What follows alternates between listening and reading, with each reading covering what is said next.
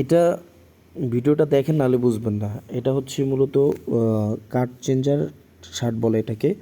আপনার নর্মালি তো সবার কাছে 3টা থাকে কার্ড, আপনার কাছে সব সময় 4টা থাকবে।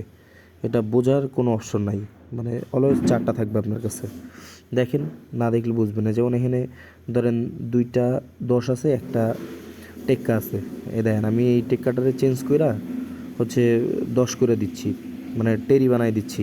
কীভাবে টেরি হয় দেখেন, এই যে সবাই তো মনে করো আমি দেখতেছি, সাপোজ যে লুকায় দেখতেছি, কিন্তু আসলে কিন্তু আমি এখানে কাট চেঞ্জ করে যে 3টা 10 বানাই দিছি, টেক্কা সরাইয়া 3টা 10 বানাই দিছি, বুঝছেন? এই হচ্ছে বিষয়।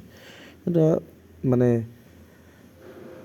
এটা খুব, আপনি হারাইতে গেলে কেউ বইলে গিয়ে হারাইতে হবে। সাপোজ আপনি যদি করেন, এই দিন ভিতরে দিলাম, চলে আসে টেক্কা, ওই যে যেই টেক্কাটা ঢুকাইছিলাম এটা দিব, আবার 10 চলে আসবে। এই যে এইটা হচ্ছে মূলিয়া, চুরিটাই হচ্ছে এখানে, এই আর কি। এটা দেখা গেছে যে কোনো জায়গায় যায় আপনি খেলতে পারবেন, আপনার কার্ড ঢুকানো লাগবে না, তাদের কার্ড দিয়ে আপনি তাদের সাথে খেলতে পারবেন, এই আর কি।